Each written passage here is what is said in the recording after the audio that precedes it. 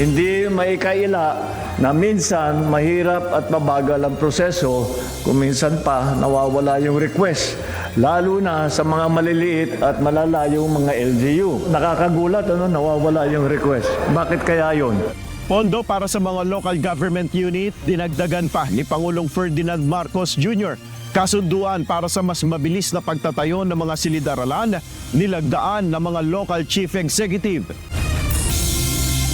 Punong-puno po kami ng pag-asa na makakamit namin ang justisya dahil sa mga ebidensya din na inilahad at kitang-kita naman sa pamilya ng EJK na hanggang ngayon, emotionally, physically hanggang ngayon, dama namin yung sakit na dulot ng war on drugs sa pamilya namin. Mga kaanak ng mga umunay biktima ng extrajudicial killings nakabantay sa magiging takbo ng confirmation of charges ng International Criminal Court kay dating Pangulong Rodrigo Duterte.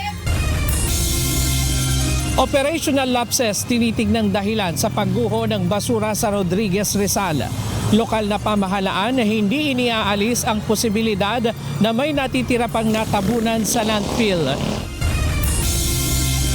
Hindi naman ako nasintak. Parang matagal naman na siya nagpaparamdam. Wala nang actually bago doon. So baka kailangan ng hype. Parang wala naman pong epekto sa akin yung pag-declare niya ng presidente. Kahit sino naman po pwedeng gawin yan na mag-declare sila ng nais nilang takbuhan for 2020. Impeachment complaints laban kay Vice President Sara Duterte inirefer na sa House Justice Committee. Pagdinig sa mga reklamo, magsisimula na.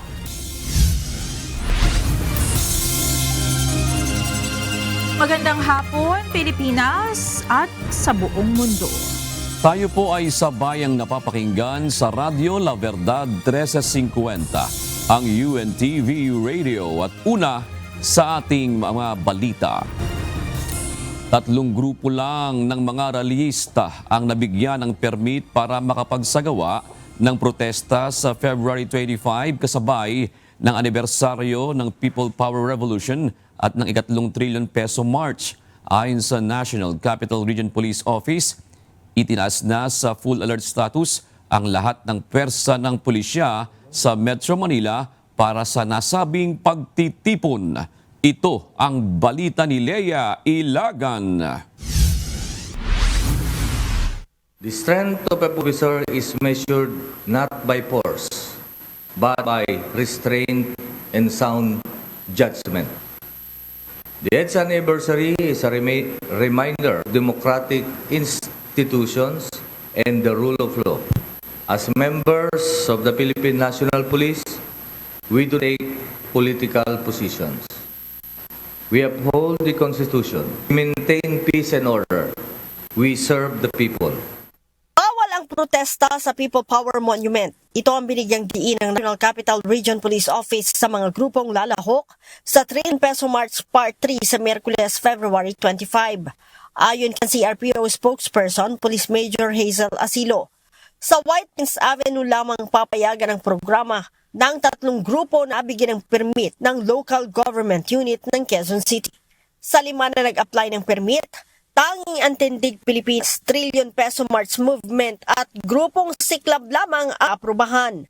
So, meron po silang mga kondisyon, syempre doon sa kanilang mga ibinigay na permit. Kasama po dito yung not more than 20,000. Kumbaga at most 20,000 yung pwede nilang maging mga participants. Also, pinagbabawal ang vape at sigarilyo sa location. Bawal din po ang dadala ng plastic and styrofoam na mga lagyan ng kanilang mga gamit. Nagpaalala naman ang NCRPO sa mga magsasagawa ng protesta na sundin ang mga alituntunin para sa mapayapang programa. I-consider natin na yung mga placards is okay lang. Hindi naman natin pwedeng sabihin na seditious na pagka nagdala sila ng placards. Maliban na lang kung meron silang mga panawagan, halimbawa magsunog or ibagsak. Yun yung mga kinoconsider natin na mga dapat na, kumbaga mga red flags. Noong Sabado ng hapon, itinaas na sa full alert status ang NCRPO. Aabot naman sa mahigit sa 13,000 na pulis ang i-deploy para magbantay sa seguridad sa rally. Tiniyak naman ng pamunuan ng Philippine National Police na igagalang nila ang karapatan ng mamamayan sa mapayapang pagtitipon. Our posture is clear. We respect constitutional rights. We ensure public safety. And we enforce the law without bias. To all deployed personnel, remain professional, neutral, and disciplined. Exercise maximum tolerance. Avoid unnecessary confrontation. Do not be provoked. Magbubukas naman ang zipper lane sa bahagi ng White Plains sa pagitan ng EDSA at Katipunan Avenue mula alas 9 ng gabi bukas, February 24 hanggang alas 6 ng umaga sa Miyerkules. Pansamantala ring isasara ang White Plains Avenue sa mismong araw ng rally. Maglalagay din ng mga tauhan ang Metropolitan Manila Development Authority or MMDA sa key choke points para magbigay gabay sa mga motorista. Leia Ilagan, UNTV, News and Rescue. Diyos ang aming sandigan, serbisyo publiko ang aming pinahahalagahan. Nanawagan ang Philippine National Police sa malawakang post-service integrity crackdown sa kanilang hanay. Kasunod ito ng mga ulat na 10 dating opisyal ng pulisya ang umano'y sangkot sa mga sindikato. Ayon kay PNP Public Information Office Chief Police Brigadier General Randolph Tuanyo, inatasan na ni PNP Chief General Jose Melencio Natatis Jr. ang mga Directorate for Intelligence and Criminal Investigation and Detection Group na magsagawa ng masusing verifikasyon laban sa mga nasasangkot. Nauna nang sinabi ni Department of the Interior and Local Government Secretary John Vic Remulla na 10 dating opisyal ng PNP ang nasa likod ng kidnapping at extortion syndicate sa bansa. Sa panig naman po ng Philippine National Police, patuloy ang validation na ginagawa kaugnay ng mga nasabing grupo. Ang sino man na kabahagi ng nasabing syndicate, ikaw man ay aktibo, retirado o dismissed na miyembro ng Philippine National Police, ito po ay lahat na mananagot sa batas kapag po nakakuha tayo ng mga ebidensya. Pinagtibay ni Pangulong Ferdinand Marcos Jr. ang suporta ng national government sa mga local government units sa bansa. Iniulat ng Pangulo na abot sa halos 58 billion pesos ang inilaang halaga para sa Local Government Support Fund. Ang naturang pondo ay gagamitin sa mga pangunahing pangangailangan ng mga munisipalidad at barangay. Ito ang balita ni Nel Maribuhok. Sa usaping pagkain, mula sa LGSF, mamamahagi tayo na 60 kilong bigas sa higit 5 milyong pamilyang Pilipino. Makakatanggap ang bawat pamilya ng 10 kilong bigas sa loob ng 6 na buwan kada taon. Mas pinalawak ni Pangulong Ferdinand Marcos Jr. ang Local Government Support Fund upang higit na suportahan ang mga pangunahing programa ng mga lokal na pamahalaan. Ayon kay PBBM, mula sa higit 58 billion pesos na pondo sa ilalim ng LGSF, maglalaan ng tulong sa bigas para sa higit 5 milyong pamilya. Bukod pa rito ang pagsasaayos ng mga ospital at mga kritikal na infrastruktura sa enerhiya at supply ng tubig. Popondohin din natin ang pagtatayo ng mga ospital at health station. Sisikapin na magdagdag ng mga medical equipment upang maging mas abot kamay ang serbisyong medikal. Inaasahan nating mababawasan ang pag-aalala ng mga Pilipino sa kanilang kalusugan. Susuportahan din ng LGSF ang mga farm-to-market roads at lokal na road networks na makakatulong anya para bumaba ang presyo ng mga bilihin at tumaas naman ang kita ng mga magsasaka. Ayon kay Pangulong Marcos, binago na ngayon ang sistema para sa paghingi ng tulong ng mga lokal na pamahalaan sa national government na mas pinabilis niya at diretso ang pondo sa mga LGU. Hindi maikaila na minsan mahirap at mabagal ang proseso kung minsan pa nawawala yung request, lalo na sa mga maliliit at malalayong mga LGU. Nakakagulat, nawawala yung request. Bakit kaya yun? Para kay Pasig City Mayor Vico Soto, malaking tulong ito sa mga lokal na pamahalaan. Maganda dito, talagang nakalaan na yung pondo per LGU, Tapos lahat meron. So minus sa politika, hindi ka na magmamakaawa, hindi ka na makikiusap, hindi nakalaan na talaga yung pondo. Samantala lumagdaan na rin sa kasunduan ng mga alkalde ng iba't ibang syudad para sa mabilis na pagtatayo ng mga silid-aralan sa ilalim ng Memorandum of Agreement o MOA na nilagdaan kasama ang Department of Education, pangangasiwaan ng direkta ng mga LGU ang konstruksyon ng classrooms. Ayon kay PBBM, aabot sa higit 144,000 ang classroom shortage, kaya inatasan niya ang DepEd na pabilisin ang pagtatayo ng mga silid-aralan. Nel Maribuhok, UNTV News and Rescue, Diyos ang aming sandigan, serbisyo publiko ang aming pinahalagahan.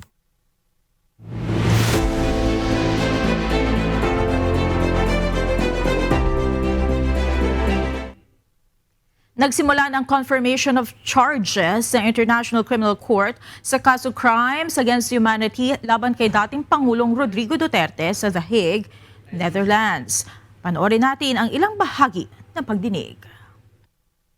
Between 1st November 2011 and 16 March 2019, Mr. Duterte and his co-perpetrators shared a common plan to neutralize alleged criminals in the Philippines, including individuals perceived or alleged to be associated with drug use, sale, or production, through violent crimes including murder.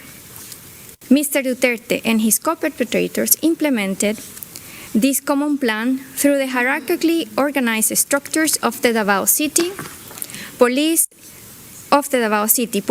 and Davao Death Squad, and then the national network. Within the framework of the common plan, Mr. Duterte made essential contributions to the crimes in counts 1 to 3 by A. Designing and disseminating the police to neutralize alleged criminals, both in his role as a mayor of the Davao City and also during his presidential campaign and as a president, including by endorsing the anti-illegal drugs campaign Double Barrel. B. Establishing and overseeing the DDS. C. Instructing and authorizing violent acts, including murder, to be committed against alleged criminals, including alleged drug dealers and users. D. Providing personnel and other necessary logistic resources such as weapons, including those to be used in the execution of the crimes. E. Appointing key personnel to positions which were crucial to the execution of the crimes. F. Offering financial incentives and promotions to police officers and hitmen to kill alleged criminals. G. Creating and maintaining a system in which perpetrators knew they would be protected, including through promises of immunity and shielding perpetrators from investigation and prosecutions. H. Making public statements authorizing, condoning, and encouraging killings of alleged criminals, both as a mayor of the Davao City and as a president of the Philippines. I. Authorizing state actors to take part in the anti-drugs campaign and temporarily revoking such authorization, including to placate public outcry. J. Publicly naming individuals and holding up charts from lists of alleged criminals, including so-called high-value targets, some of whom were subsequently killed. Second, in the alternative, Mr. Duterte is charged with ordering and/or inducing the charged crimes pursuant to Article 25(3)(b) of the Rome Statute, and/or aiding and abetting these crimes pursuant to Article 25(3)(c) of the Rome Statute.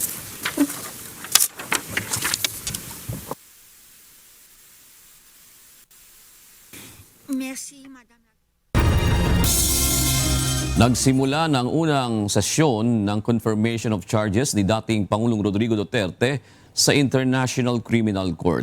Ang ilan sa mga kaanak ng biktima ng extrajudicial killings sama-samang nakatutok sa pre-trial proceedings sa dating Pangulo. Samantala ilang kongresista naman ang nagsusulong ngayon sa Kamara na hikayati ng Pilipinas na muling sumapi sa ICC. Ito ang balita ni Ivan Alvarez live. Ivan, ano ang pulso ng mga kaanak at taga-suporta ng mga biktima sa isinasagawang pre-trial ngayon ng ICC? June of 5:30 p.m. dito sa Pilipinas, nagsimula na nga itong confirmation of charges para kay dating Pangulong Rodrigo Duterte. At ngayon ay sabay-sabay na itong pinapanood ng ilang mga aktivistang grupo at ilan sa mga kaanak ng mga umano'y biktima ng extrajudicial killings noong panahon ng Duterte administration. Panawagan ng mga ito sa korte ma-confirm ang mga charges laban sa dating Pangulo. Nagtipon-tipon na sa isang bulwagan sa University of the Philippines sa Diliman ang ilang mga militanteng grupo at mga kaanak ng mga biktima ng tinaguriang war on drugs. Ito'y upang sabay-sabay na saksihan ang una sa 4 na araw na confirmation of charges hearing ni dating Pangulong Rodrigo Duterte sa International Criminal Court para sa kasong Crimes Against Humanity. Inaasahang formal na babasahin ang mga kasong isinampa laban sa dating Pangulo. Mula 5:30 hanggang alas 6 ng hapon, nakatakda ang opening statement ng prosekusyon. Susundan ito ng 30 minutong break sa pagdinig.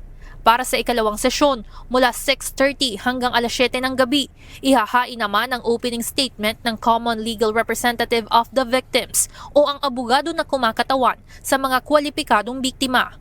Alas 7 hanggang alas 7:30, nakatakda ang opening statement ng kampo ng depensa. Magkakaroon muli ng 1.5 oras na break matapos nito. Para sa ikatlong sesyon, mula alas 9 hanggang alas 10 ng gabi, ilalatag naman ng prosekusyon ang merito ng kaso. Sa kabuuan, 3 oras ang itatagal ng pagdinig. Kaninang umaga, 1 kilos protesta ang inorganisa ng iba't ibang grupo upang ipakita ang pagnanais na makamit ang hustisya para sa mga nasawi sa drug war ng Duterte administration. Para kay Nanay Sally na namatayan ng kapatid noong 2017, bagamat inaasahang matagal ang proseso, mahatulang guilty at conviction ang kanilang nais para sa dating Pangulo. Punong-puno po kami ng pag-asa na makakamit namin ang hustisya dahil sa mga ebidensya din na inilahad at kitang-kita naman sa pamilya ni EJK na hanggang ngayon, emotionally, physically hanggang ngayon, dama namin yung sakit na dulot ng war on drugs sa pamilya namin. Samantala sa Kamara, inihain ng Makabayan lawmakers ang House Resolution number 809 para hikayatin ang pamahalaan ng Pilipinas na bumalik na sa International Criminal Court. Ayon sa Makabayan Bloc, sa pamamagitan ng muling pagsali ng bansa sa ICC, nangangahulugan ito ng pagpapatibay sa reputasyon ng Pilipinas na kumilala at gumalang sa karapatang pantao, hustisya, good governance at rule of law. So, kailangan talaga na merong matatakbuhan ang mga Pilipinong naghahanap ng hustisya kung katulad ng nangyari dito ay hindi makakuha ng hustisya sa sarili nating mga korte. No, habang bulok ang ating sistema ng hustisya at ang makapangyarihan, ang mga nakaupo, ay maaring ikutan ito, ay kailangan merong international court na maaring matakbuhan para makakuha ng hustisya. Maging ang Akbayan Party List naghain din ng hiwalay na resolusyon na House Resolution number 811 na may parehong layunin na muling isapi ang Pilipinas sa ICC. Pagbibigay diin ni Akbayan Party List Representative Percy Sendanya, mahalaga ang papel ng ICC para papanagutin ang mga individual na patuloy na nakakalusot sa mga batas dito sa Pilipinas. Nakita natin na sa madilim na kasaysayan ng tukhang kinakailangan natin ng isang International Criminal Court para panagutin yung mga makapangyarihan na sa paglipas ng panahon, nandyan pa rin at entrenched in various institutions. June, bago magsimula itong Justice Watch, nagdaos rin ng maikling kilos protesta dito sa labas ng Atencio Libonao Hall sa UP Diliman. Pagkatapos ay nagkaroon naman ng maikling programa dito sa loob kung saan nagbahagi itong mga kaanak ng mga biktima ng kanilang mga karanasan at nagsabit rin ng mga litrato ng mga nasawi noong panahon ng drug war campaign ni dating Pangulong Rodrigo Duterte. Bukod rito, Tinulgsa rin ng mga militanteng grupo itong anunsyo ni Vice President Sara Duterte, anak ni former President Duterte, ng kanyang pagtakbo para dito sa 2028 national elections. Ayon sa mga grupo, ito'y paraan ng bise upang kumuha ng kapangyarihan at umiwas sa pananagutan. Sa ngayon, tuloy-tuloy itong ginagawang Justice Watch hanggang 7:30 p.m. o hanggang second session nitong confirmation of charges kay dating Pangulong Rodrigo Duterte. Magkakaroon din ng Justice Watch bukas, 24, maging sa darating na February 26 at 27. Yan muna ang update mula dito sa Quezon City. Balik sa inyo dyan, Jude. Ivan, mahaba-haba itong araw na ito para sa magkabilang panig. Sa kinabukasan naman, Ivan, ano naman yung lalamanin noong kumbaga hearing na ito? June, dito inaasahan natin na ipapakita ng prosecution at ng defense team ni dating Pangulong Rodrigo Duterte yung mga merito ng kaso. Dito ipapakita yung mga bersyon ng facts ng magkabilang panig. Jude. Maraming salamat, Ivan Alvarez. Hiniling ng mga taga-suporta ni dating Pangulong Rodrigo Duterte na resolbahin na ang mga kasong nakabinbin sa Korte Suprema kaugnay ng pag-aresto sa dating presidente. Naniniwala ang mga ito na may magagawa ang desisyon ng Korte para mapauwi ng bansa si FPRRD. Ito ang balita ni Dante Amento. Wala na po tayong maasahan sa ating executive branch.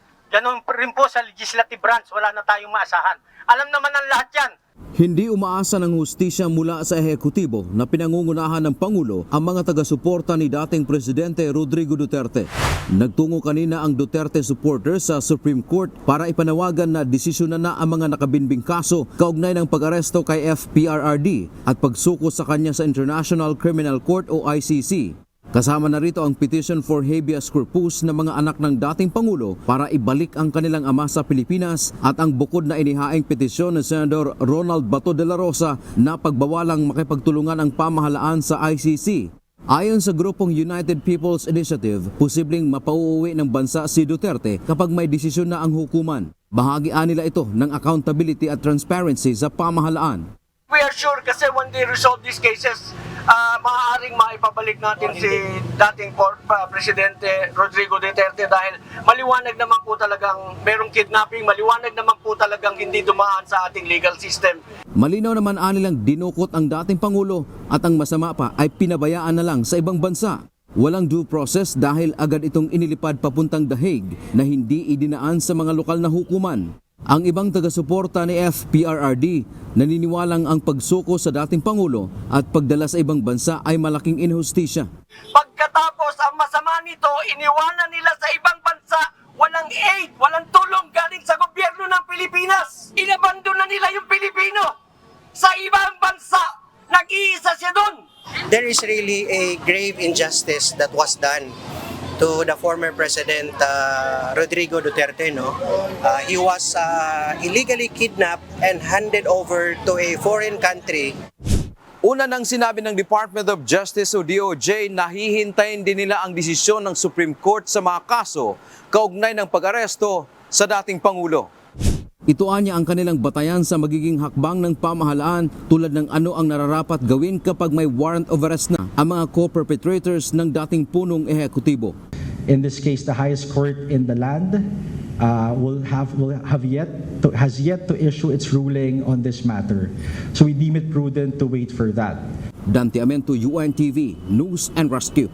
Diyos ang aming sandigan, serbisyo publiko ang aming pinahahalagahan. Nanawagan si Senator Christopher Bongo sa mga taga-suporta ni dating Pangulong Rodrigo Duterte na manatiling mahinahon at magtiwala sa proseso ng batas habang sinisimulan ng International Criminal Court o ICC ang confirmation of charges hearing sa dating Pangulo. Ayon kay Go, ipinagdarasal niya ang lakas ng loob at kalusugan ni Duterte at hinikayat ang publiko na huwag mawalan ng pag-asa. Ngayong araw ay nakatakdang ganapin ang unang araw ng pagdinig kung saan aalamin kung mayroong sapat na ebidensya upang ituloy ang paglilitis kay dating Pangulong Duterte. Bagamat hindi personal na dadalo sa pagdinig, tiniyak ng kanyang kampo na handa silang depensahan ng dating Pangulo. Formal nang nirefer ng Kamara sa House Justice Committee ang 4 na reklamong impeachment laban kay Vice President Sara Duterte. Ibig sabihin, nag-umpisa na ang impeachment proceedings laban sa pangalawang Pangulo. Ito ang balita ni Rosalie Cos. Additional reference of business, verified complaint for impeachment against Vice President Sara Z. Duterte. To the Committee on Justice. Formal nang inirefer sa House Committee on Justice ang 4 na verified impeachment complaints laban kay Vice President Sara Duterte matapos ilagay sa order of business sa plenaryo ng Kamara araw ng Lunes, February 23, 2026. Pagkatapos ito ng 4 na session days mula nang maipadala sa tanggapan ni House Speaker Faustino Boji III ang 4 na reklamo.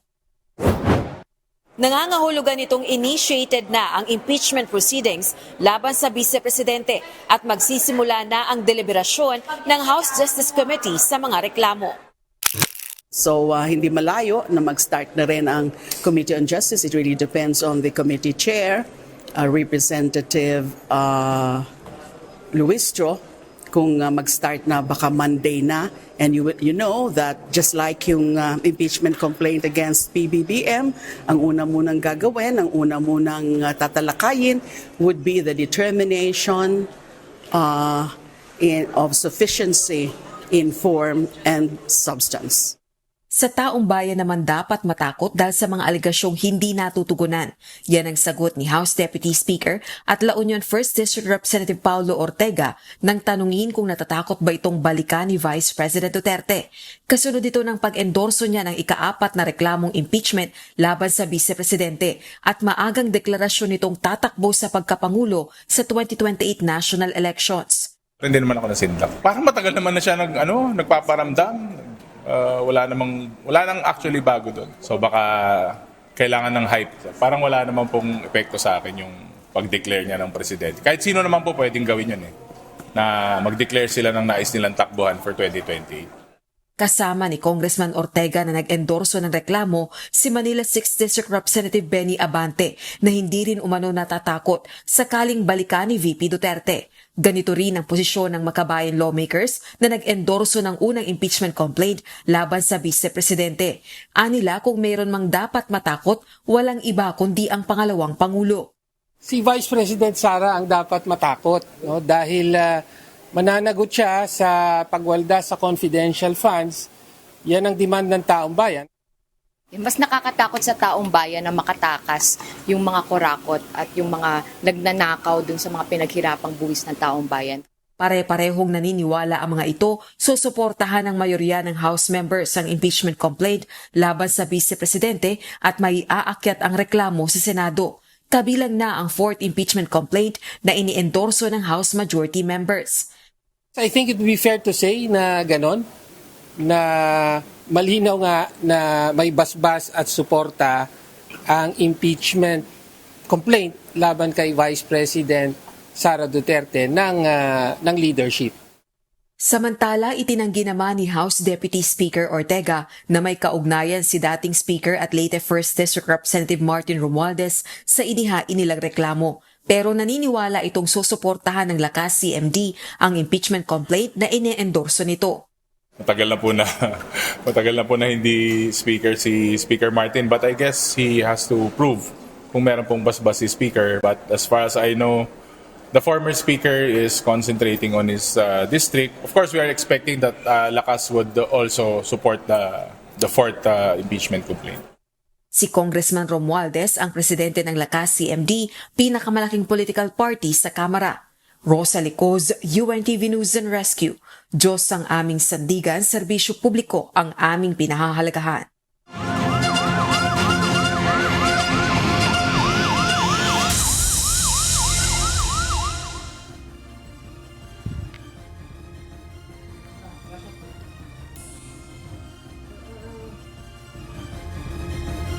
Sugatan na isang food delivery rider nang makabanggaan ng isa pang motorcycle rider sa Caloocan City. Agad namang nakasaklolo ang UNTV News and Rescue team na naka-duty sa rescue base sa katapat lamang ng pinangyarihan ng aksidente. Ito ang balita ni Resty Gomo. Saan yung pinakamasakit sa'yo? Ito, sa yung sa ulo. Sabi mo lang sa akin. Sa ulo, masakit. Tumama yan. Natanggal yung helmet ko. Tanggal. Suot mo siya kanina. Opo. Nakatanggap ng tawag ang UNTV News and Rescue Team patungkol sa banggaan ng dalawang motorsiklo sa EDSA southbound sa bahagi ng Bagong Baryo sa Caloocan City. Dahil malapit lang ang rescue base, agad na nakasaklolo ang team. Nakahiga sa kalsada ang 26 anyos na food delivery rider ng kanilang datnan. Sa primary assessment ng UNTV News and Rescue Team, iniinda nito ang sakit sa kanang pisngi at kanang paa, pati mga galos sa iba't ibang bahagi ng katawan. Kaya mo maglakad? Sakit po ito eh. Hindi kaya. Sige. Lalapit na lang namin yung rider.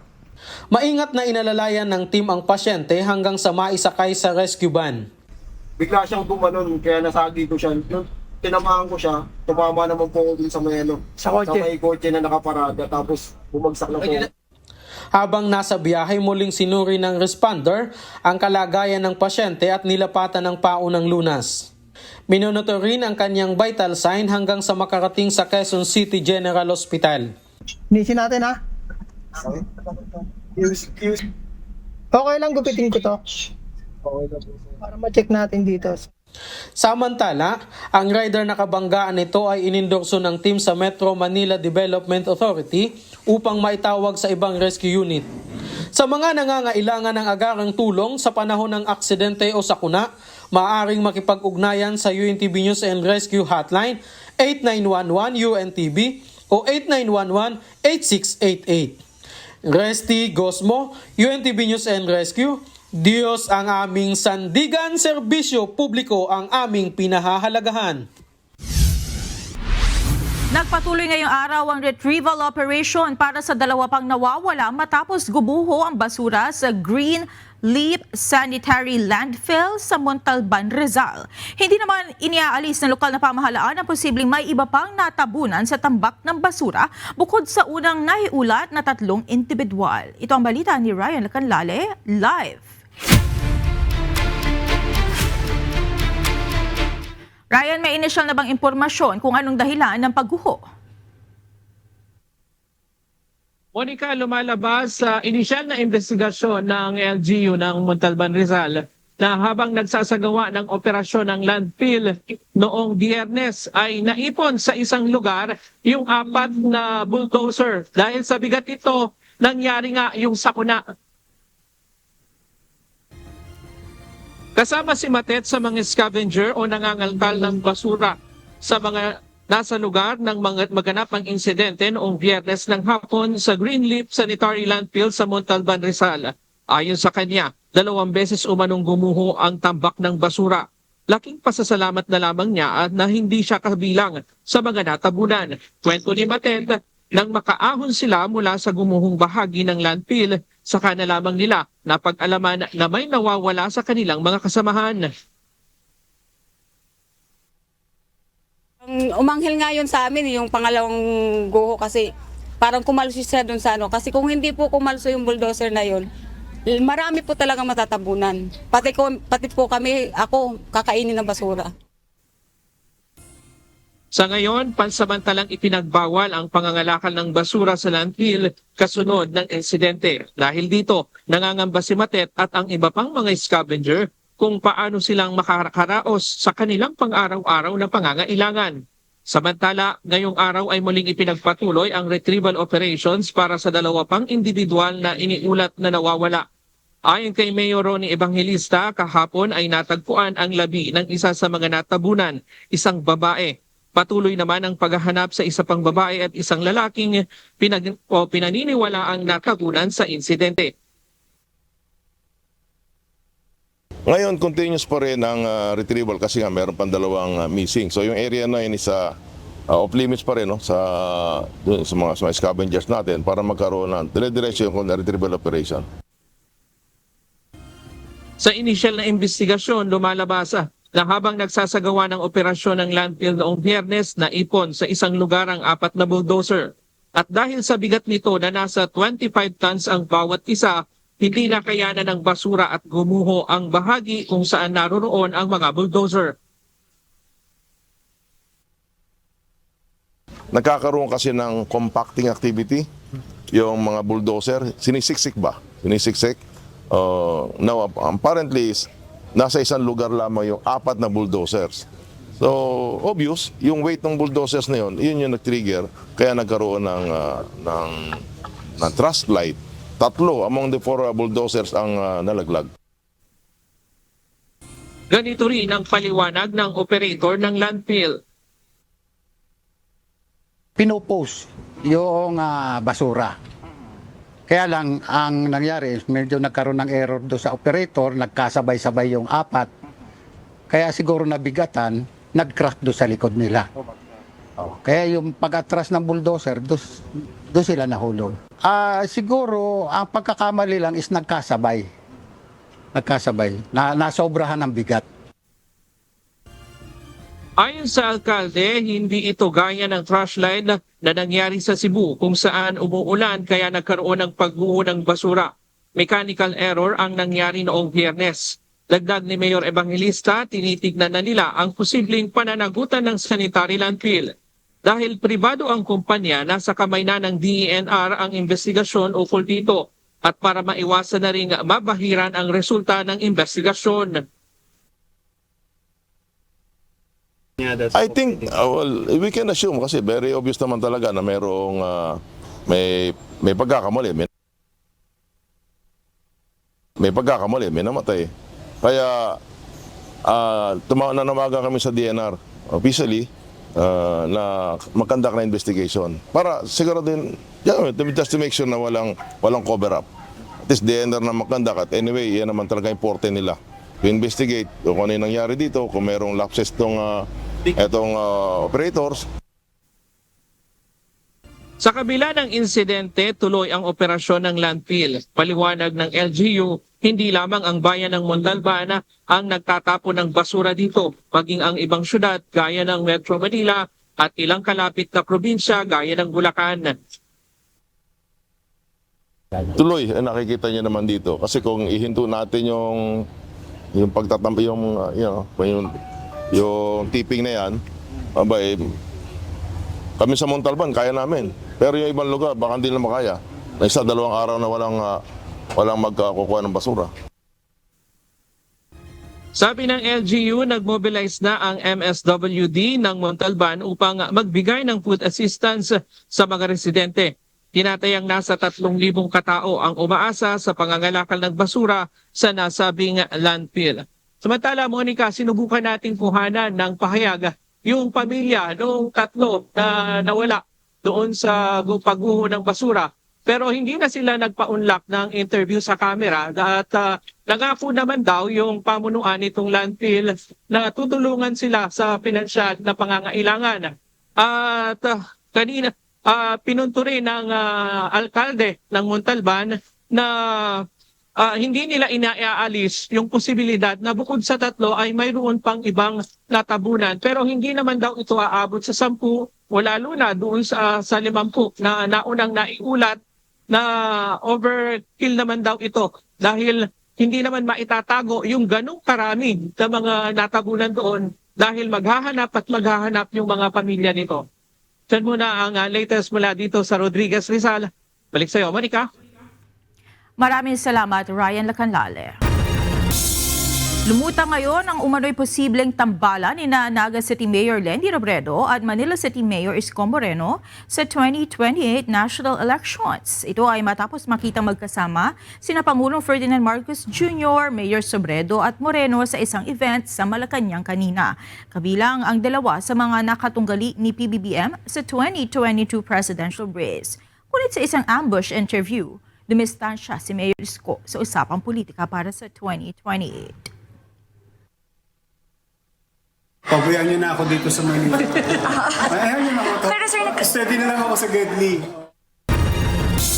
Narito naman ang mga balita sa iba't ibang panig ng mundo na iahati ng ating global correspondent na si Maria Latoza mula sa Perth, Australia.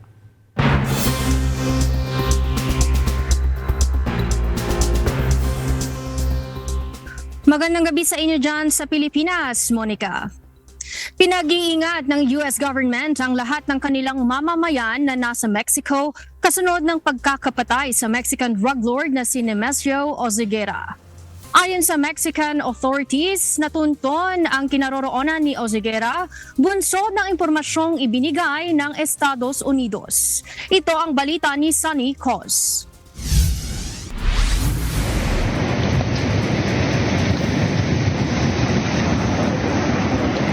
Naglabas ng security alert ang US government para sa mga mamamayan nito matapos masawi sa isang military raid ang Mexican drug lord na si Nemesio Oseguera o mas kilala sa tawag na El Mencho. Pinag-iingat ang mga ito ng US Department of State Consular Affairs sa ilang mga lugar lalo na sa Guadalajara, sa Jalisco State dahil sa kasalukuyang security operations at road blockage sa mga lansangan sa Mexico. Gayon din sa mga nangyayaring criminal activity doon. Kanselado na rin ang mga domestic at international flights sa Guadalajara at Puerto Vallarta airports. Kinumpirma ng Mexican authorities ang pagkasawi ni Oseguera Linggo sa Mexico kasunod ang pinaigting na operasyon ng pamahalaan laban sa drug cartel sa pakikipagtulungan ng US. Ayon sa Defense Ministry ng Mexico, nangyari ang shootout sa western state ng Jalisco kung saan natamaan si Oseguera, ngunit nasawi rin habang sinasagawa ang air transfer sa kanya patungong Mexico City. Ang pag-atake ay bunsod ng ibinigay na complimentary information ng US sa kinaroroonan ng Mexican drug lord. Si El Mencho ay dating police officer at isa sa mga leader ng makapangyarihang Jalisco New Generation Cartel na nakabase sa Guadalajara. Siya ay may patong sa ulo na $15 million. Sunny Cos, UNTV News and Rescue, USA. Diyos ang aming sandigan, serbisyo publiko ang aming pinahahalagahan. Naghain ng formal na protesta ang South Korea laban sa Russia matapos maglagay ang Russian Embassy sa Seoul ng victory banner. Ang banner ay may nakasulat na "Victory will be ours" na iniuugnay sa anibersaryo ng digmaan sa Ukraine. Ayon sa pamahalaan ng South Korea, taliwas ang naturang mensahe sa kanilang posisyon laban sa full-scale invasion ng Ukraine at sa umano'y pagre-recruit ng mga sundalo mula sa North Korea. Nananatiling teknikal na nasa estado ng digmaan ang South Korea at North Korea, kaya't sensitibo ang issue ng anumang ugnayan na may kinalaman sa militar. Ang kulay pula, puti at asul na banner ay nakapaskil sa Russian Embassy noong weekend at nananatiling ito sa embahada hanggang Lunes ng umaga. Iginiit ni Russian leader Vladimir Putin na nananatiling prioridad ng Russia ang pagpapaunlad ng kanilang nuclear forces. Ito ay kasunod ng pagtatapos ng huling umiiral na Nuclear Arms Control Treaty nito sa Estados Unidos. Sa isang video message, sinabi ni Putin na patuloy nilang palalakasin ang puwersa ng Russian forces lalo na sa gitna ng nagpapatuloy na digmaan sa Ukraine. Dagdag niya, mahalaga ang nuclear triad bilang garantiya ng seguridad ng Russia at upang mapanatili ang strategic deterrence at balanse ng kapangyarihan sa mundo.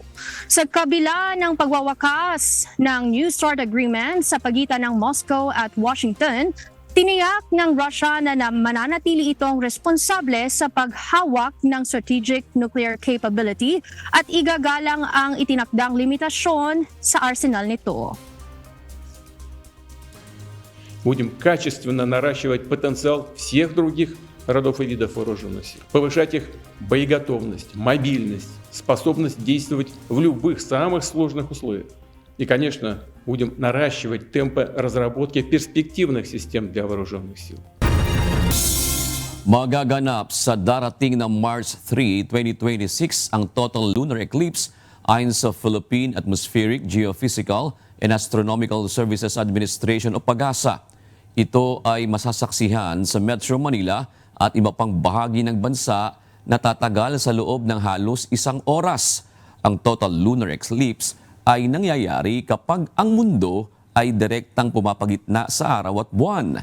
Dahil dito matatakpan ng anino ng Earth ang buong ibabaw ng buwan na magreresulta sa pagbabago nito ng kulay na maaring maging pula o kahel o ang tinatawag na blood moon. Bukod sa Pilipinas, masasaksihan din ang total lunar eclipse sa silangang bahagi ng Asia, Australia, Central Pacific at malaking bahagi ng Amerika. Inaasahang mangyayari ang maximum eclipse pasado alas 7 ng gabi sa Martes, March 3. Positibo ang resulta ng pagpupulong ni Senator Erwin Tulfo at Chinese Ambassador to the Philippines Jing Quan kasama ang Department of Foreign Affairs. Sa pagpupulong, tinalakay kung paano maayos na mareresolba ang mga issue sa pagitan ng Pilipinas at China. Ito ang balita ni Jed Neresina. Both of us agreed na open yung continuous diplomatic meetings rather than public discourse, rather than magbanatan sa on-air, social media, newspaper. Diplomasya sa halip na hayagang diskurso. Ito ang natalakay sa paghaharap ng Department of Foreign Affairs at Chinese Embassy kasama si Senate Committee on Foreign Relations Chairperson Senator Erwin Tulfo. Ayon kay Senator Tulfo, napag-usapan sa nasabing pagpupulong ang tensyon sa West Philippine Sea. Dito kapwa sumang-ayon ang magkabilang panig na mas palakasin ang open communication lines sa pamamagitan ng formal na diplomatic channels. Layunin nitong iwasan ang mga hayag na diskurso at sagutan sa social media na lalong nagpapainit sa sitwasyon. Sangayon siya na sana laging ganon, may meeting na lang para to advance further itong better na relations between Philippines and China. Kaugnay nito, ibinahagi rin ng senador na inaabangan sa katapusan ng Marso ang Memorandum of Understanding sa pagitan ng Philippine at Chinese Coast Guard. By end of March, pabalik na rito yung Memorandum of Understanding between the Philippine Coast Guard and Chinese Coast Guard na instead na magbanatan sila dun sa West Philippine Sea, South China Sea, magkaroon na lang ng cooperation like patrol, search and rescue, clean up, yun yung nabanggit ni Ambassador Jing. Samantala, ayon kay Senator Tulfo, minamadali na ng DFA na matapos sa Desyembre ang Code of Conduct sa pagitan ng China at ASEAN claimant countries. Inaasahang sa darating na Marso, magkakaroon na ng buwanang dialogo o pagpupulong sa pagitan ng mga bansang nangaangkin sa West Philippine Sea. Usapan namin is yung they are very excited din dun sa Code of Conduct na tinatapos between China at saka ASEAN countries, Malaysia, Vietnam, Philippines, and Brunei. So hopefully by December matatapos na yon. So meron tayong Code of Conduct. Bagamat tumangging detalye ang napag-usapan sa caucus ng mga senador, sinabi ni Senator Tulfo na kontento ang ilan sa kanyang mga kasamahan sa kinalabasan ng pulong kasama ang Chinese Embassy. Jed Neresina, UNTV News and Rescue. Diyos ang aming sandigan, serbisyo publiko ang aming pinahahalagahan. Matatanggap ng 7,000 pisong clothing allowance ang mga empleyado ng Manila City Hall ngayong taon. Ayon kay Manila Mayor Francisco Isko Moreno Dumagoso, makikinabang dito ang mahigit 8,000 regular employees ng lokal na pamahalaan. Sa kanyang talumpati sa harap ng mga empleyado ng lungsod kanina, sinabi ni Yorme na maglalabas ang lungsod ng mahigit 66.8 million pesos para sa nasabing clothing allowance. Kasamang matatanggap ang mga kawani ng City Hall na hindi nakatanggap ng kanilang clothing allowance noon pang nakaraang taon. Due naman for you. Why not? Ba't di natin ibigay? Kapwa natin lingkod bayan yung mga mo. So, kung sino ka man, yung humigit, kumulang 1,000 mahigit na hindi nakakuha ng 21, 22, 23, 24, 25. Makukuha mo na yan. 66,821,000 of taxpayers' money will be distributed as cash for clothing allowance this year.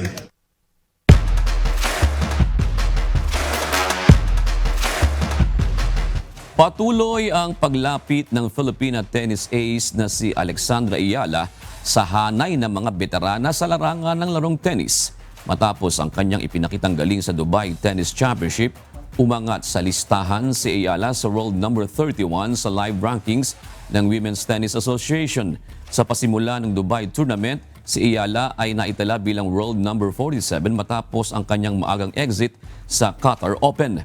Na asahan ang muling pagsabak ni Ayala sa tennis arena sa susunod na buwan sa pasimula ng Indian Wells Open sa California sa March at sa Miami Open sa March 17. Inilabas ng International Criminal Court Office of the Prosecutor ang isang dokumento na nagpapakita ng presidential organizational structure ng administrasyon ni dating Pangulong Rodrigo Duterte.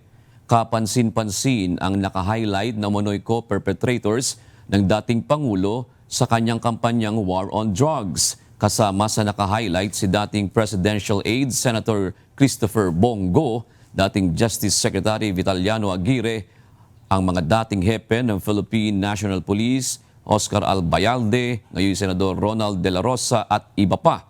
Nauna nang itinuring ang dokumento na confidential, subalit ito ay nireclassify as public ng ICC batay sa instruction ng Pre-Trial Chamber 1 noong February 18, 2026.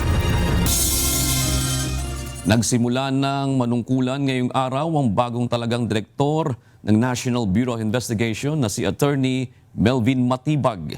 Ayon sa opisyal, wala silang sisinuhin sa pagpapanagot sa mga sangkot sa flood control anomaly kahit ito ay kaalyado ng dating administrasyon. Git pa niya, hindi maituturing na gantimpala ang pagtatalaga sa kanya bilang hepe ng NBI. Ito ang balita ni Benedict Samson. Well, malinaw ang instruction ng Pangulo na dapat yung mga krimen ay pananagutin. At alam naman natin ang number 1 na campaign ngayon ng ating presidente is against corruption. Andito ngayon sa NBI na yung mararaming issue. Hanapin natin yan. At sabi niya, kailangan yung interest lagi ng bansa yung ating itusulong at hindi personal na interest. Pagpapanagot sa mga sangkot sa korupsyon at pagsusulong ng interes ng bansa. Ito ang marching order ni Pangulong Ferdinand Marcos Jr. sa bagong talagang hepe ng National Bureau of Investigation na si Attorney Melvin Matibag. Ayon sa bagong NBI Director, magbabase lamang sila sa kung anong ilalabas ng ebidensya. Kahit pa ito ay mga kaalyado ni dating Pangulong Rodrigo Duterte. Kaya po nung ako'y nag-apply doon ng ombudsman, sabi ko, kung saan ako dadali ng ebidensya, ay doon po natin dadalhin yan.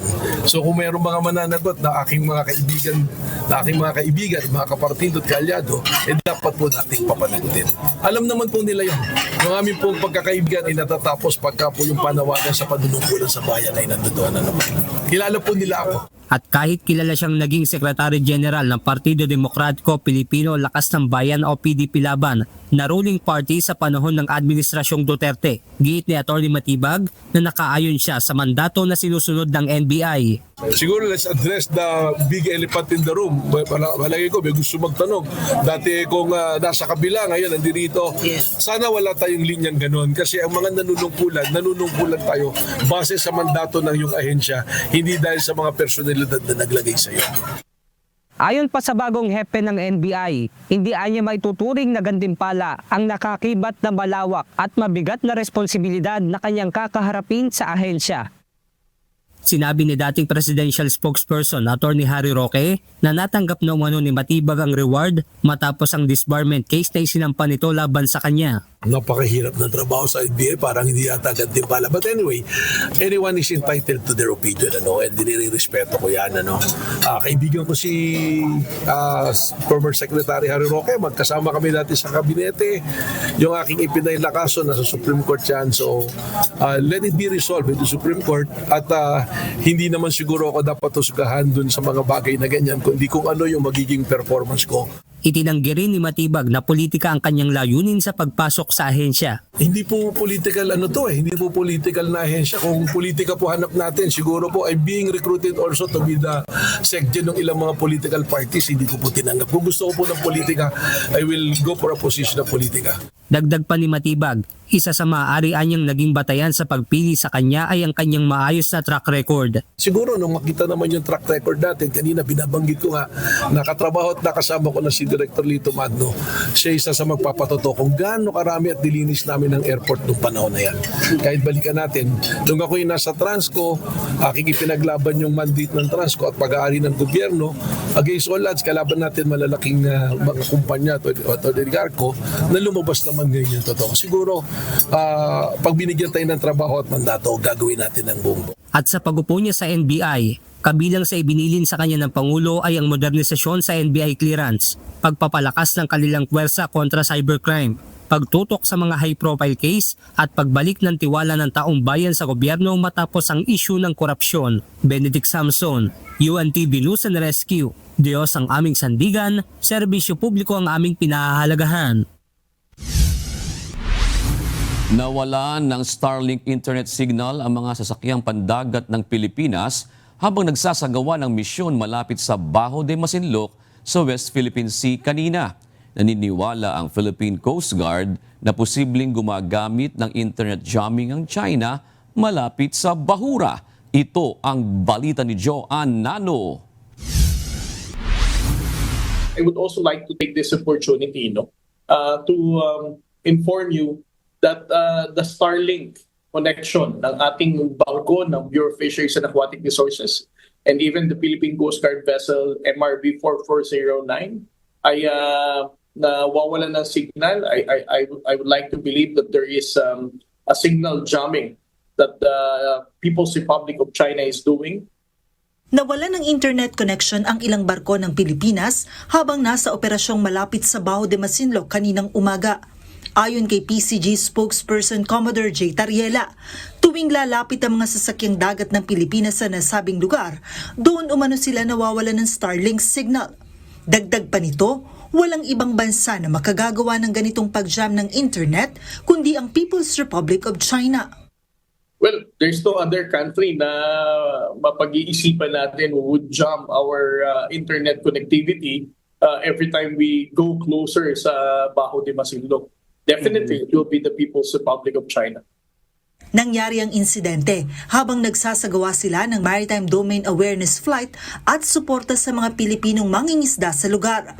Layo ng misyon na i-monitor ang malaking bilang ng mga bangkang Pilipino na nangingisda sa paligid ng shoal at magbigay ng seguridad at fuel subsidy sa pamamagitan ng mga BFAR vessels. Ngunit sa gitna ng operasyon, naging problema ang pagkawala ng internet connection na mahalaga sa real-time na koordinasyon sa dagat. Well, obviously, kapag na-jam ang ating Starlink internet connectivity, it delays the transmission of information and it also compromises the communication of the vessels from that of those Coast Guard units na nagmo-monitor sa kanila. Ayon sa PCG, ito ang unang beses na nakaranas sa mga barko ng Pilipinas ng internet jam sa lugar. Binigyang diin din ni Tariela na kritikal ang matatag na internet connection sa mga ganitong misyon dahil sabay-sabay ang operasyon ng mga vessel ng pamahalaan at ng mga mangingisda sa sensitibong lugar. Sa kabila nito, sinabi ni Tariela na maghahanda ang PCG ng contingency measures upang maiwasang maulit ang insidente. Habang isinasagawa ang flight, nakatanggap ang Pilipinas ng radio challenge mula sa panig ng China. It is also worth noting that when we reach the distance of approximately 60 nautical miles off the coast of Zambales, the PLA Navy warship has already challenge our flight. Namataan din ang ilang vessel ng China Coast Guard sa paligid ng Bajo de Masinloc habang nagsasagawa ng misyon ng mga barko ng Pilipinas. Sa kabila ng mga hamon sa komunikasyon at radio challenge, iginiit ng PCG na magpapatuloy ang kanilang pagpapatrol sa lugar at suporta sa mga Pilipinong mangingisda bilang pagtupad ng karapatan ng bansa sa loob ng Exclusive Economic Zone ng Pilipinas. Joanne Nano, UNTV News and Rescue. Diyos ang aming sandigan, serbisyo publiko ang aming pinahahalagahan.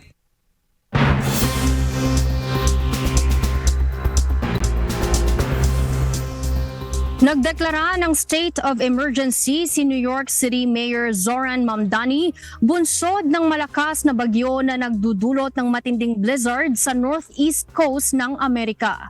Kasabay nito ay ang pagpapatupad din ng citywide travel ban. Ayon kay Mayor Mamdani, tanging sa emergency traffic o mga sasakyang gamit sa emergency at disaster response ang papayagang magbiyahe lalo na sa kasagsagan ng paparating na bomb cyclone. Nanawagan din ito sa mga residente na huwag nang magbiyahe kung hindi naman kinakailangan. Due to these factors, we are declaring a state of emergency and instituting a travel ban starting at 9 p.m. this evening and ending at 12 p.m. tomorrow.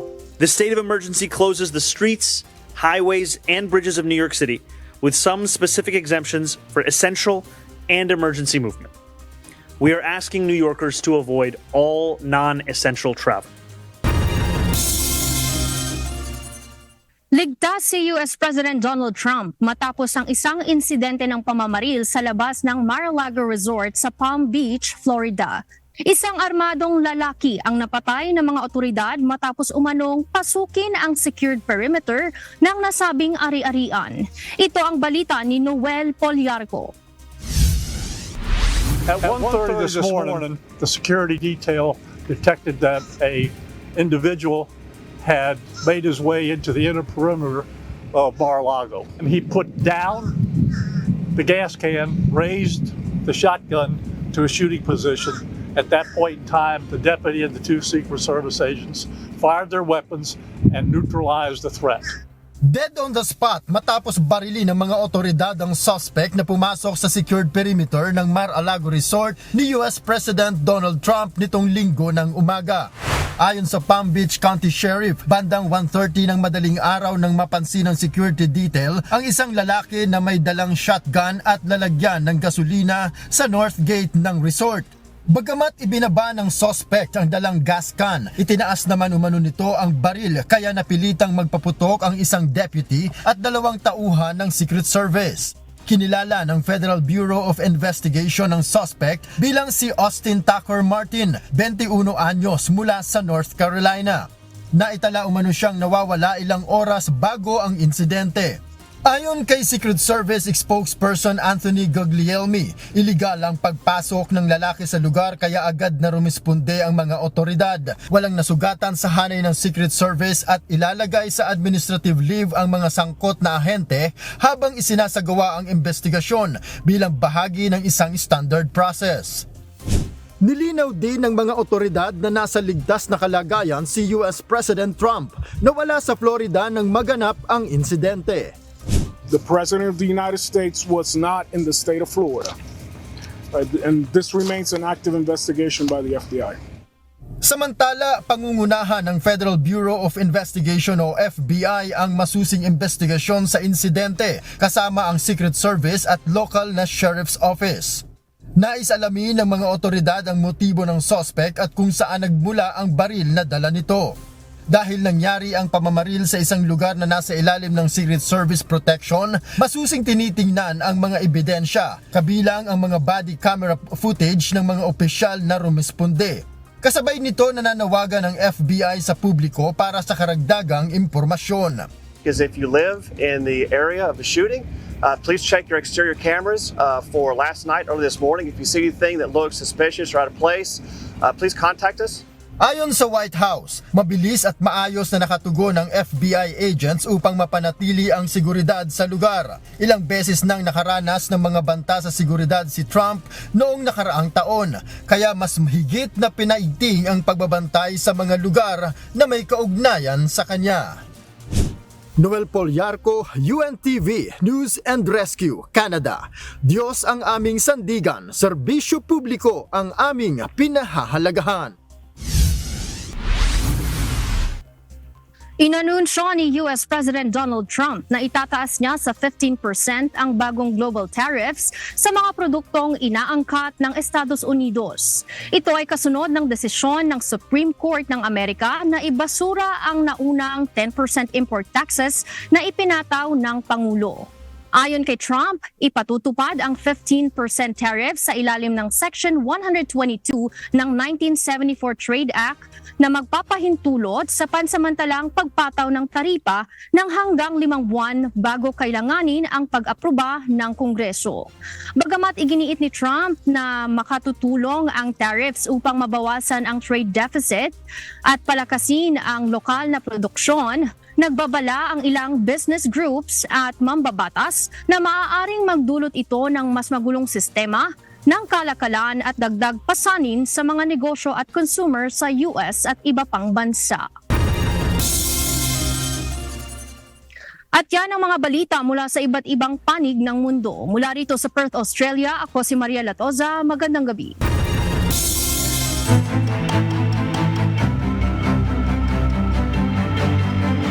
Matagumpay na nailigtas ng Philippine Coast Guard o PCG ang 14 na pasahero ng tumaob na motorbangka na Lord John dahil sa malalakas na alon sa karagatang sakop ng Ternate, Cavite kahapon, Pebrero 22.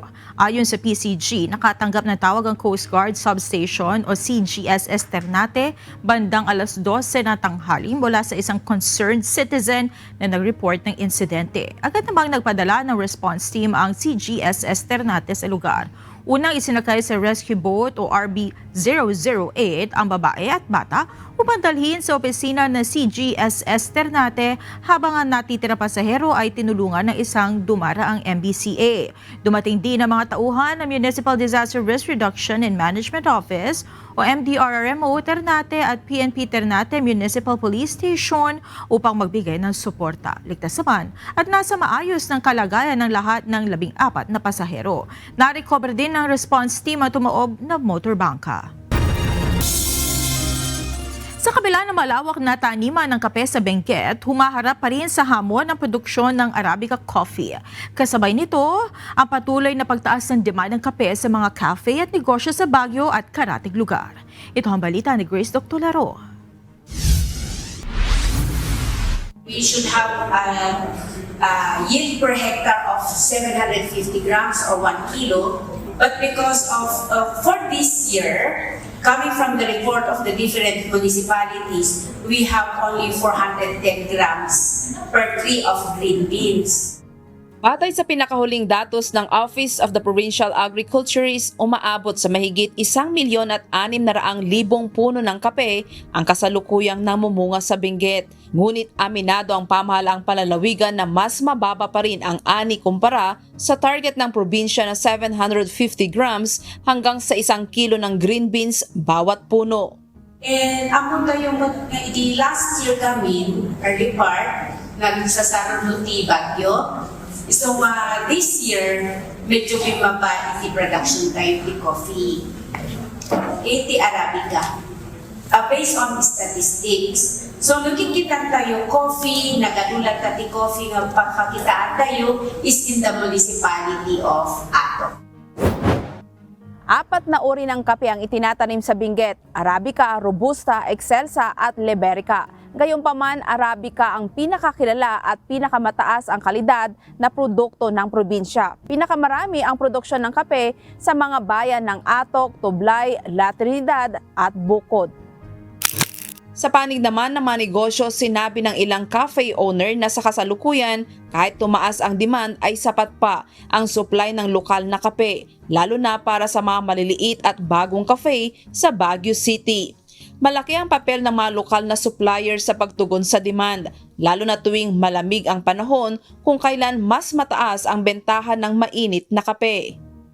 Sufficient naman po yung supply para sa amin kasi nakakapag-produce naman po yung mga local suppliers natin dito sa Benguet, sa Baguio, ng kape po na in-orders po namin monthly. Mas lumakas ngayon yung bentahan namin ng kape, lalo na siguro nung mga previous months kasi malamig sa Baguio. So isa po yun sa nakita namin na mabilis na ubos yung coffee beans namin. Bilang suporta sa mga magsasaka at negosyante sa sektor ng kape at kakao, magdaraos ang pamahalaang palalawigan ng Benguet ng kauna-unahang Benguet Coffee Cacao Quality Competition sa darating na Marso. Isasagawang aktibidad katuwang ang Benguet State University, lokal na pamahalaan ng La Trinidad at ang Department of Trade and Industry, Baguio Benguet.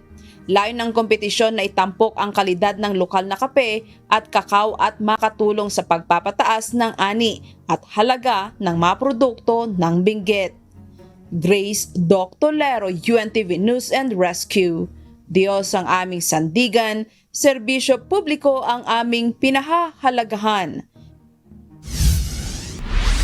Ninakawan ng pera at mga dokumento ang mag-asawang Taiwanese na bumisita sa Bohol.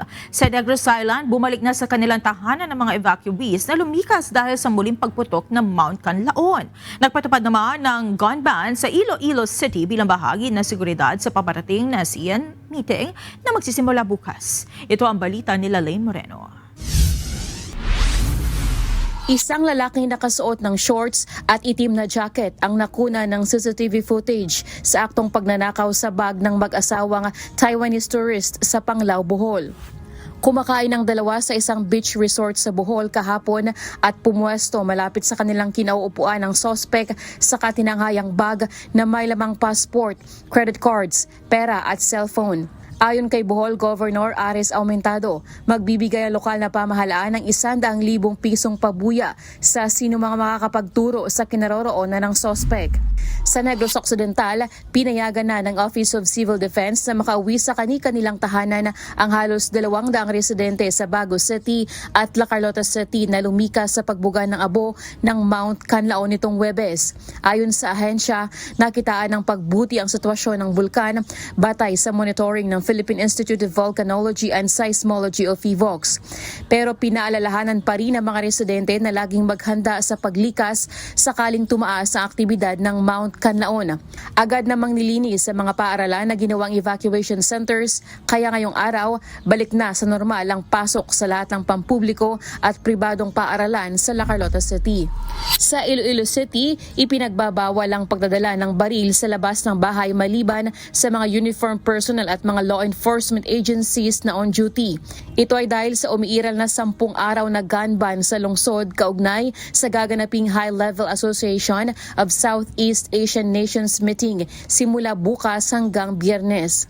Ayon sa Police Regional Office 6, bahagi ito ng seguridad para matiyak ang kaligtasan ng economic ministers at delegates.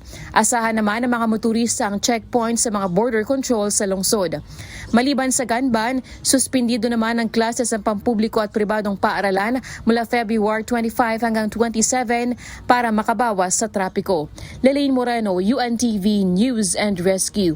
Diyos ang aming sandigan, serbisyo publiko ang aming pinahahalagahan.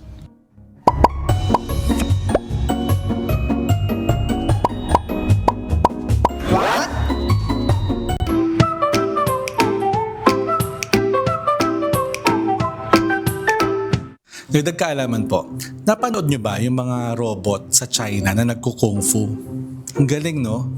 Alam nyo, hindi yung CGI, hindi movie trailer. Totoong mga humanoid na robot na nagpe-perform. Kaya ang tanong tuloy ng marami, kanino kayang robot ang mas advanced? Sa US o sa China? Kapag ang robot kayang sumipa, umiwas, magbalanse sa isang paa at hindi natutumba, ibig sabihin mataas ang level ng motor control, balance algorithms, real-time sensors at AI coordination. Ang martial arts demo ay hindi lang show. Test ito ng precision at body control. Ang China ngayon ay mabilis mag-develop ng humanoid robots. Bukod sa advanced movements, kaya nilang scale ang production. Ibig sabihin, hindi lang prototype. May kapasidad silang maglabas ng mas maraming unit sa merkado. Speed plus manufacturing power. Yan ang lakas na kombinasyon. Sa US naman, may mga robots na kayang tumalon, mag-parkour at mag-navigate ng autonomous. Mas malalim ang research sa AI decision-making at autonomy. Mas focus sa complex environments, military applications at high-level AI integration. Kumbaga, China shows scale and spectacle. US focuses on deep autonomy systems. So sino ang mas advanced? Depende sa anggulo. Kung movement, precision at rapid production, malakas ang China. kung autonomous intelligence at advanced AI systems, mas malakas ang US. Hindi ito simpleng laban, ito ay global tech race. Pero ang mas mahalagang tanong, kung kaya na ng robots mag-kung fu sa stage ngayon, ano pa kaya ang kaya nila sa loob ng 5 taon? Factory work, security, delivery, caregiving, hindi na ito science fiction. Ang robot race ay hindi tungkol sa US versus China. Tungkol ito sa kung gaano kabilis nagbabago ang mundo. At baka nga mas mabilis pa sa inaakala natin. Sana may natutuhan kayo at laging tatandaan, mapalad po ang tao na nakakasumpo ng karunungan at ang tao na nagtatamo ng kaunawaan.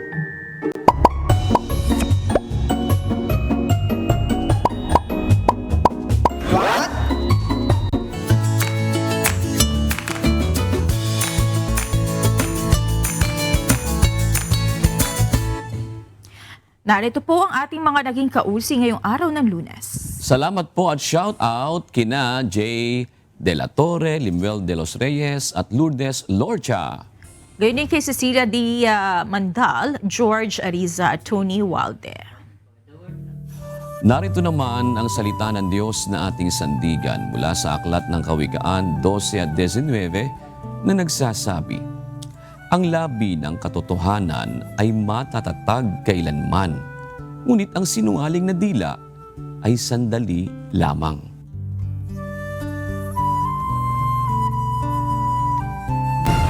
At yan na naging kabuuan ng ating balitaan ngayong gabi. Aming inilahad ng buong katapatan kung paano namin nasaksihan.